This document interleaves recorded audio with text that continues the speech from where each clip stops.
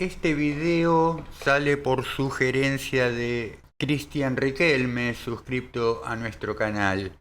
La verdad es que disfruté bastante haciendo el análisis de este cuento de Jorge Luis Borges, There Are More Things, en castellano Hay más cosas, el que el autor dedica a la memoria de Howard Philip Lovecraft.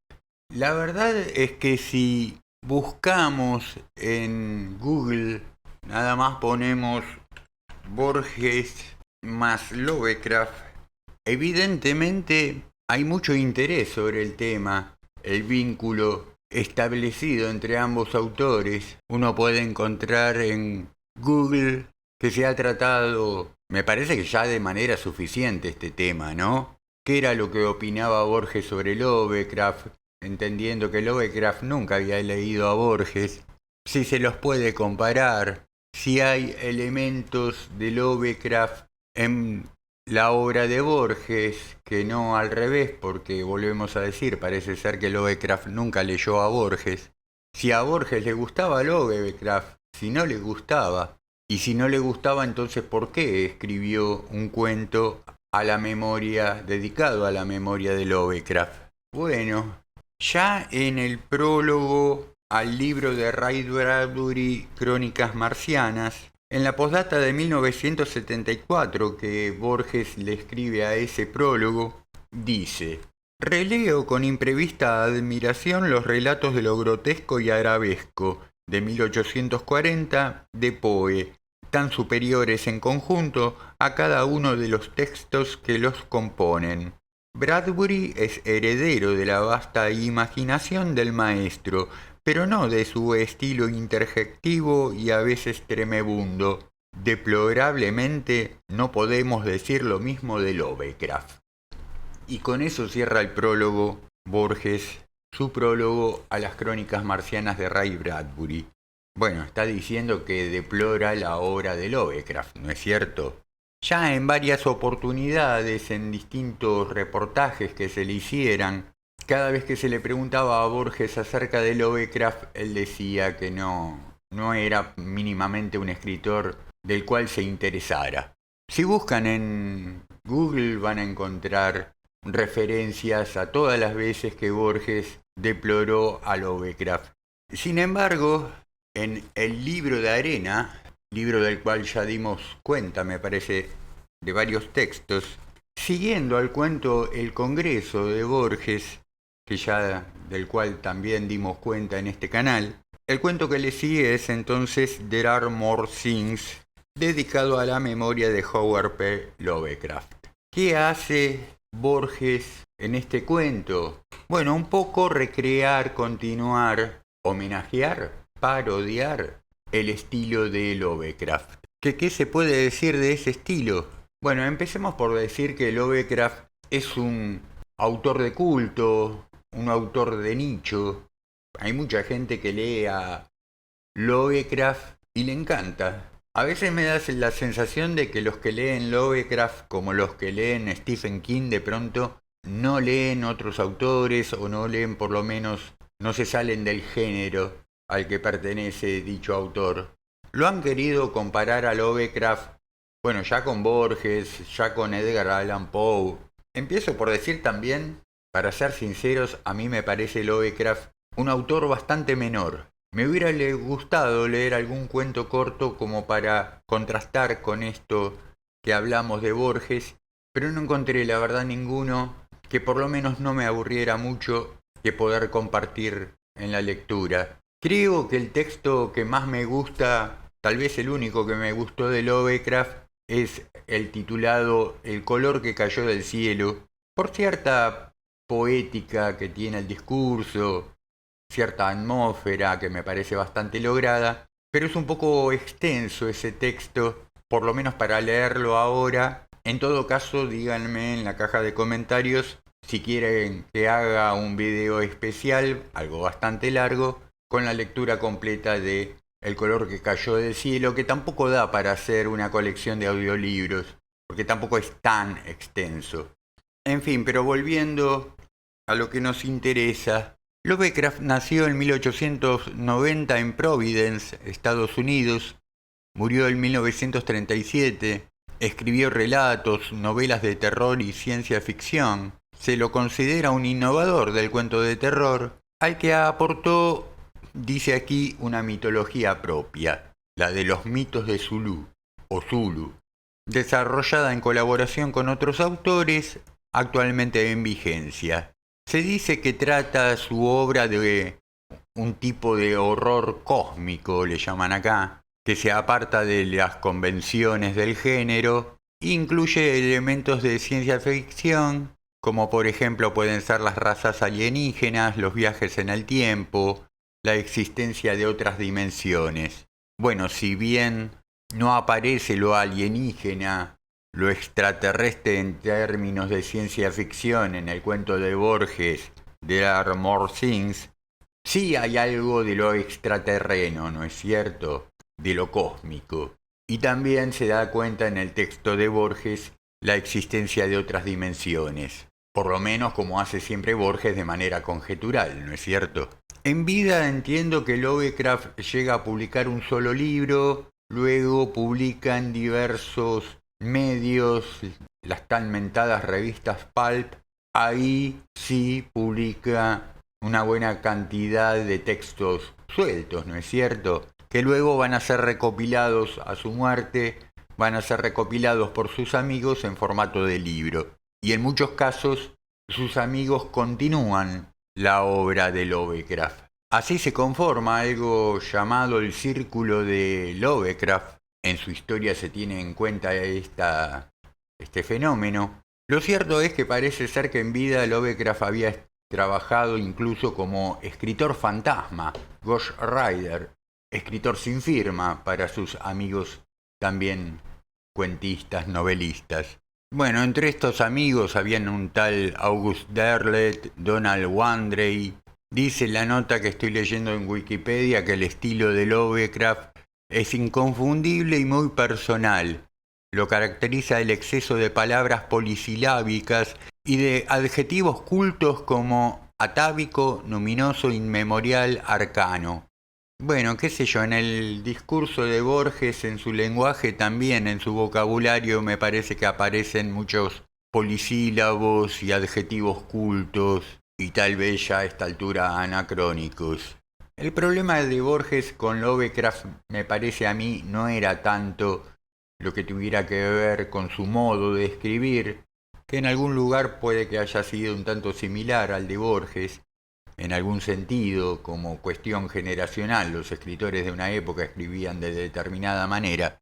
Yo creo que la diferencia que tenía Borges con Lovecraft era más de punto de vista acerca de la literatura misma. En algún sentido, ojo, se puede confundir lo que Lovecraft quiso hacer con su obra respecto de lo que después de eso proyectaron, desarrollaron los Lovecraftianos, por llamarlos de alguna manera, los seguidores de Lovecraft.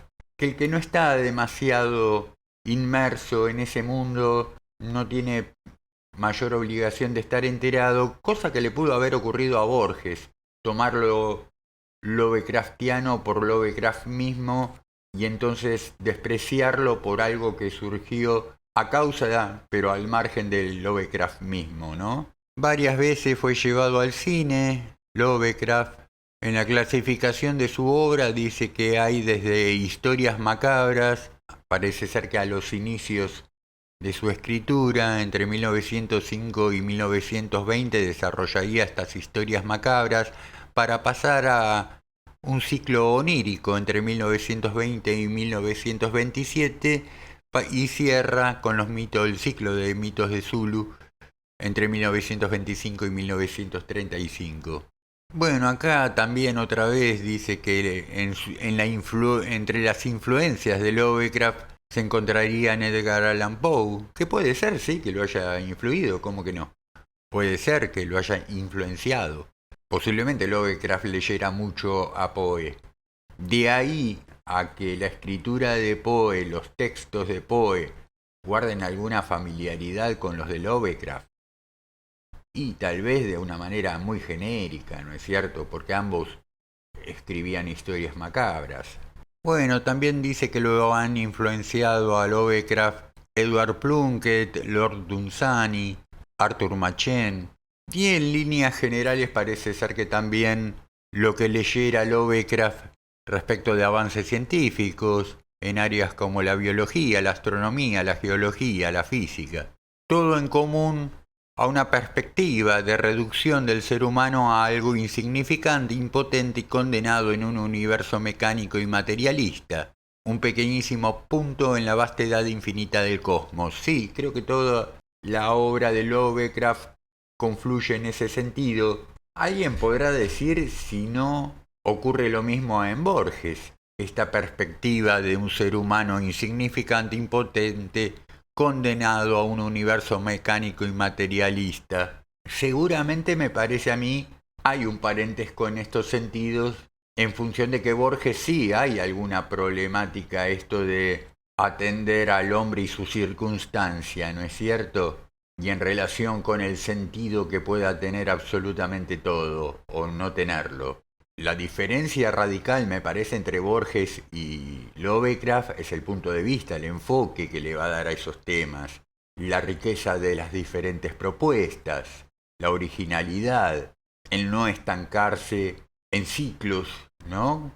En personajes, menos que menos de las características del Zulu Lovecraftiano y de los diferentes héroes que aparecen o antihéroes que aparecen en las historias de Lovecraft. Me parece a mí, los fans de Lovecraft, me parece que les va a ser mucho más productivo no estar buscando las coincidencias entre Borges y Lovecraft, tanto como las diferencias. Si ustedes buscan las diferencias entre Borges y Lovecraft, incluso se les va a volver más significativo Lovecraft por sí mismo. Se les va a poner en relieve las particularidades de Lovecraft, que valdrán por sí mismas o no valdrán. Digo, al margen de cualquier actitud de Borges que cualquiera pudiera sentir que justifica a Lovecraft o a cualquier otro autor.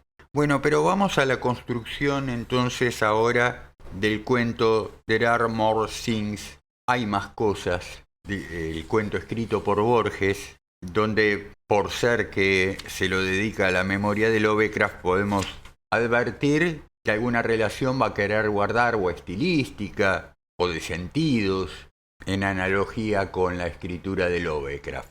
El cuento está escrito en primera persona, la voz narradora articula la primera persona, con lo cual se constituye en un personaje más de la historia, el narrador, algo que me parece bastante común en la escritura de Lovecraft, si bien tiene cosas también escritas en tercera persona de singular, ¿no es cierto? En este caso, el narrador empieza por contarnos que ha tenido un tío, Edwin Arnett, un estadounidense, que entre otras cosas fue ingeniero, entre otras cosas fue un agnóstico, un hombre dado al pensamiento conjetural, filosófico, teológico, que había construido una casa colorada, dicen, ¿no? Colorado, color rojo, una casa roja, en principio en algún lugar así como recóndito de Sudamérica. Pronto sabe el narrador que esa casa, que entiendo que en principio él habría heredado, está en Buenos Aires, en las afueras de la ciudad de Buenos Aires, en el partido de Lomas de Zamora, a poquitos minutos en tren de la ciudad de Buenos Aires, en la zona sur, en el partido de Lomas de Zamora, particularmente en la ciudad de Turdera. A mí me resulta muy interesante ese elemento porque yo toda mi infancia la pasé en esa zona, no puntualmente en Turdera, pero sí en las cercanías. Por eso en el video donde hago lectura del cuento y hago algún subrayado sobre algún detalle respecto de lugares porque conozco esos espacios. El tío del narrador, Edwin Arnett, ingeniero, al pasar se dice que ha trabajado en los ferrocarriles, claro, es una zona, Lomas de Zamora, todo el sur de lo que llamamos el conurbano bonaerense, donde durante mucho tiempo se han afincado familias de ingleses, seguramente también de empleados norteamericanos, estadounidenses, que eran los que venían a traer el ferrocarril a Buenos Aires y a la Argentina. En muchos casos se han afincado en esos terrenos, al sur de Buenos Aires, inclusive se han construido casas de estilo británico. Hoy no existe tanto, me parece a mí, esa colectividad, sí los edificios que ahí dejaron alzados. En fin, dice el narrador que con su tío tenían en común el interés por la filosofía, por el relativismo, por la cuarta dimensión del espacio, dice. El tema de la multiplicidad de las dimensiones, la posible multiplicidad de las dimensiones, es algo que también aparece, tal vez no de manera tan conjetural como concreta, en la obra de Lovecraft. Un poco la obra de Lovecraft se sustenta, se basa en la existencia fehaciente, real, de la multiplicidad de dimensiones, de donde surge remotamente de algún lugar del cosmos una figura como la de Zulú, ¿no es cierto? Que no sabemos bien qué es, si es un dios, si es un monstruo, si es un extraterrestre alienígena o si es todo a la vez. No queda claro en el cuento de Borges si él hereda la casa, si iba a heredar la casa por lo que viaja de Estados Unidos a Argentina. La cuestión es que dice en determinado momento: para evitar litigios habían rematado la Casa Colorada, para evitar litigios. ¿Qué litigios? ¿Por qué habría habido litigios? No se explica nunca, pero la cuestión es que para evitar estos litigios habían rematado la casa. No dice quiénes, porque se sabe que él tenía a su tío. Bueno, podrían ser sus albaceas que hubieran decidido rematar la Casa Colorada. Pero el narrador no presenta mayores inconvenientes, nada más cuenta la situación, ¿no es cierto? Se remata la casa, la compra este tal Max Pretorius, un hombre misterioso, siniestro, bastante difuso, ¿no es cierto? También no se lo describe en mayor medida. No se sabe muy bien para qué habría comprado la casa, para qué la quería. La cuestión que en la casa había quedado un perro, ¿no es cierto? Samuel Johnson se llama el perro, que había sido mascota del tío del narrador, y de pronto un día el perro aparece, luego de muerto el dueño del perro, aparece en la vereda de la Casa Colorada, muerto, decapitado y mutilado. Esa situación queda en el aire, nunca más se retoma. Dice que después de eso, Max Pretorius abandona el país. Nunca sabremos por qué Pretorius compra esa casa, por qué se va del país. No creo que haya sido porque decapitó al perro. En esa época los animales no tenían mayores derechos. La cuestión es que el narrador entonces, después de ver la casa, enterarse de la situación, inicia un periplo de encuentros con diferentes personajes que han tenido algún grado de relación con la casa. Al primero que va a visitar es a Alexander Muir, un amigo del muerto, de su tío. Muir es arquitecto, es escocés, calvinista. Calvinista quiere decir que es protestante, no es católico. Por eso cuenta en determinado momento que antes, evidentemente, de que Pretorius compre la casa, a él le habían encomendado que parece ser que derribe esa casa y haga ahí una parroquia católica, y el tipo dice que no, que de ninguna manera él iba a construir templos para ídolos. Claro, porque en su situación de protestante, los protestantes calvinistas rehuyen de las imágenes, ¿no? Les parece una abominación la imagen que sí existe al interior de los templos católicos, una blasfemia. Bueno, lo cierto es que el narrador mucha información concreta no saca de Muir, como tampoco va a sacar información concreta de los siguientes personajes con los que se encuentre. Todos rehuyen de la casa, todos parecen haber vivido, visto, sentido algo muy siniestro en relación con esa casa, pero nadie le da una información concreta.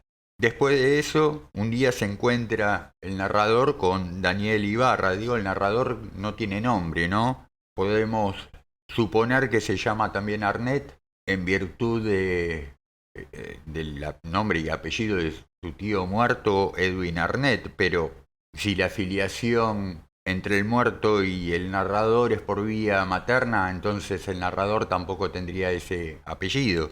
Bien, después de Muir se encuentra con Daniel Ibarra, un viejo amigo pareciera ser que de infancia, de juventud, que ahora dice que es un malevo en la época, digo esto para los quienes no son de Argentina, no tienen por qué saber lo que era un malevo. Un malevo era, en ese tiempo, un muchachón de barrio, tal vez algo tosco, tal vez algo sin educación, que además la iba de compadrito, la iba de tipo agresivo, aguerrido, pendenciero. De hecho, la palabra malevo en el lunfardo, en el slang, deriva de malévolo. Una persona, por lo menos vista desde afuera, no muy recomendable. Puede ser un tipo malo el malevo. Está emparentado con el cuchillero, con el tipo que enseguida, en esa época no es que se iban a las manos, enseguida sacaban el cuchillo, ¿no es cierto?, para baterse a duelo, por alguna falta de respeto de un eventual contrincante. También la figura del malevo está emparentada con la cultura del tango, etc. También Daniel Ibarra, el malevo, le va a decir que fue testigo de alguna cosa extraña en relación con la Casa Colorada, pero no le da mayor información. Después de eso, el narrador va a tener un sueño donde se halla dentro de un laberinto. En ese laberinto dice que se encuentra con un minotauro, pero que es un monstruo de monstruos, dice en algún momento. Ese minotauro nos sugiere más a un Zulú lovecraftiano que a un minotauro típico de la mitología griega.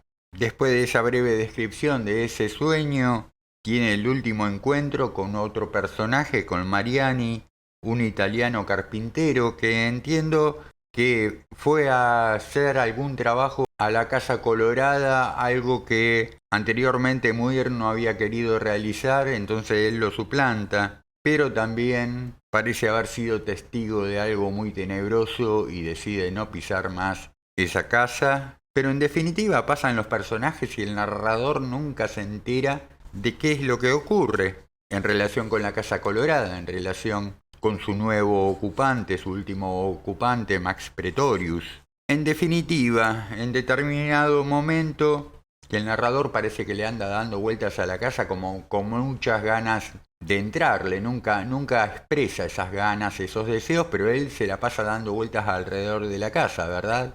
Hasta que en determinado momento el narrador lo agarra una tormenta, una lluvia torrencial en medio de la calle y esto lo decide a granjearse el umbral y entrar a la Casa Colorada, ya hacia el final del cuento. Recorre la casa, de la planta baja hacia los pisos superiores, va describiendo lo que ve, por momentos no entiende las formas que hay al interior de esa casa, va encendiendo luces, se da la sensación de que todo ocurre en la penumbra, hay cosas que no entiende qué son, hace toda una meditación acerca del entendimiento en relación con el conocimiento y la percepción de las cosas, ¿no? Todo se le presenta de manera caótica, dice sentir repulsión y terror, hay todo ahí un desarrollo de un suspenso creciente, hasta cerrar el cuento diciendo, mis pies tocaban el último tramo de la escalera, cuando sentí que algo ascendía por la rampa, opresivo y lento y plural, 3 adjetivos que se le pueden adjudicar a Zulú. Dice, la curiosidad pudo más que el miedo y no cerré los ojos. Y se termina el cuento, o sea, no nos cuenta qué pasó. ¿Era Zulú el que venía a su encuentro? Y si era él, ¿qué pasaba después? No era Zulú, tal vez fuera Max Pretorius. Bueno, también esta cuestión cierra el narrador hablando de su propia curiosidad. Siempre los protagonistas, los personajes, sean héroes, antihéroes de Lovecraft, son muy curiosos. O sea, ante lo abominable, pero quieren ver un poquito más. Hay algo ahí de perversito, de morboso, ¿no es cierto?, en el asunto. En fin, el cuento tiene un final abierto. No sabemos qué pasó, si el monstruo se lo comió, si lo mató o si lo invitó a cenar. Hay muchos cabos sueltos en toda esta hilación de peripecias que sufre el narrador. Nunca sabremos qué fue lo que le pasó al perro que murió, sí, decapitado y mutilado, pero lo mató Pretorius, estaba en la vereda de la casa, quizás lo haya matado otro perro, qué sé yo. En determinado momento también el narrador habla de una unión con una mujer y que a partir de esa relación con esa mujer, que no da mayores descripciones de ella, tuvo relación con el láudano y también con lo concerniente al desarrollo de esta historia, pero nunca se nos habla de esa mujer. Como que va dejando cabos sueltos, me parece que premeditadamente, ¿no? Algo está queriéndonos decir del estilo literario de Lovecraft. Digo, para recordarlo de esta manera, ¿no? Por lo que decía la dedicatoria a la memoria de Lovecraft, bueno, lo está recordando de una cierta manera. En fin, el cuento, ¿qué es? ¿Un homenaje o una burla? ¿Es un homenaje o una parodia, por lo menos? A mí me parece que es una parodia. Ojo, para parodiar un texto, para parodiar un estilo literario, no necesariamente hay que ridiculizarlo. Se puede parodiar también con altura, digamos, sin hacer escarnio de eso que se está parodiando. Estamos muy acostumbrados al tema de la parodia en el cine, ¿no? Donde lo que se hace es ridiculizar el objeto del cual se está haciendo referencia. Pero ¿cómo decidimos que este cuento es una parodia y no es un homenaje, una exaltación, ¿no? Que es lo que sería un homenaje? Y yo creo que nos damos cuenta por el título del cuento, There Are More Things. ¿Por qué le puso este título Borges al cuento y así en inglés? Hay más cosas en la traducción. Bueno, porque resulta ser que There Are More Things en realidad es una cita extraída fragmentariamente de una línea de Hamlet de William Shakespeare que completa dice: There are more things in heaven and earth, Horacio, than are dreamed in your philosophy. Hay más cosas en el cielo y la tierra, Horacio, que en los sueños de tu filosofía. Bueno, cambian este Horacio por Howard y le está hablando en el título a Lovecraft, le está diciendo que hay más cosas en el cielo, en la tierra, en el ámbito de la literatura, que en los sueños de tu filosofía. ¿Que cuáles son los sueños de la filosofía de Lovecraft? Y por de pronto crear mito. O tal vez no sea Lovecraft el que haya tenido esta ambición, esta pretensión. Sí, los Lovecraftianos, que tal vez son los que crean el ciclo del mito de Zulu, perdón. Lo que le está diciendo con este título Borges a Lovecraft, tal vez confundiendo Borges a Lovecraft con los Lovecraftianos, que su filosofía es pobre, que no alcanza el rango de mito, y le responde con las palabras de un gran creador de mitos como ha sido William Shakespeare, ¿no? Y acá entonces nos metemos en otro punto interesante. ¿Qué es el mito? ¿Y por qué decimos que las historias de Zulu y las historias de Lovecraft no alcanzan el rango de mito? Bueno, las definiciones que uno encuentra de mito aquí y allá publicadas son bastante pobres, tristes. Según la Real Academia Española, el mito es, en su primera acepción, una narración maravillosa situada fuera del tiempo histórico y protagonizada por personajes de carácter divino o heroico. Está bien esta definición, pero no es completa y refiere más al ámbito de lo literario que de lo extraliterario, y la palabra mito o el concepto de mito excede lo literario. En su segunda acepción, siempre según la Real Academia Española, mito significa, otra vez, historia ficticia o personaje literario o artístico que encarna algún aspecto universal de la condición humana. Bueno, ahora vamos un poco más completando. Da como ejemplo el mito de Don Juan Tenorio, ¿no es cierto? Vamos, que es un personaje muy interesante, Don Juan Tenorio. Es decir, ese aspecto universal de la condición humana está remitiendo al tema de los arquetipos, que el que creo que mejor lo ha estudiado ese campo es el psiquiatra suizo Carl Jung, ¿no es cierto? Los arquetipos que encajan en el concepto de mito, que encarnan en figuras tales como Juan Tenorio, como el Quijote de Miguel de Cervantes Saavedra, en los diferentes personajes de Shakespeare. Podemos preguntarnos si existen, porque estoy remitiéndome a clásicos, ¿no? Tales como Cervantes, como Shakespeare, claro que también Homero, los primeros autores griegos, trágicos o de comedia. Pero ¿existen creadores de mitos más modernos, actuales? Yo creo que sí. Siempre que una literatura remite a lo arquetipal, a aquello con lo cual nos vamos a identificar en muy alto grado, no por una cuestión existencial, existencialista de condiciones de vida o de golpes bajos psicológicos, o no golpes bajos, pero de situaciones que remiten a cuestiones cotidianas, en algún grado intrascendentes, como que si nos sentimos más menos solos, más menos acompañados, más menos amados, más menos enamorados, qué posibilidades sociales tenemos reales respecto de eso, sino de algo mucho más trascendente, más universal, más que se puede dar en cualquier época, en cualquier momento de la historia de la humanidad y en cualquier región del planeta. Un mito que se ha popularizado a partir de Freud es el de Edipo, ¿no es cierto? ¿Y quién no puede reconocer que la relación con la madre, y por lo menos es especial, sino traumática, ¿no es cierto? Desde ya que no era el único mito, existen muchos más, y no necesariamente el mito de Edipo tenga que ser el que nos interpele de manera más drástica, pero sí, si no es ese mito va a haber otros. En otras acepciones, claro, la concepción, la perspectiva que se tiene sobre un término va variando, va cambiando, se va transformando con el correr del tiempo, y hoy mito también se admite que puede ser o referir a una persona o cosa rodeada de extraordinaria admiración y estima, o una persona o cosa, en una cuarta acepción, a la que se atribuyen cualidades o excelencias que no tiene. Por ejemplo, en la expresión su fortuna económica es un mito. Claro, con el correr del tiempo la palabra mito, por alguna razón, pasó a ser sinónimo de mentira, de algo falso.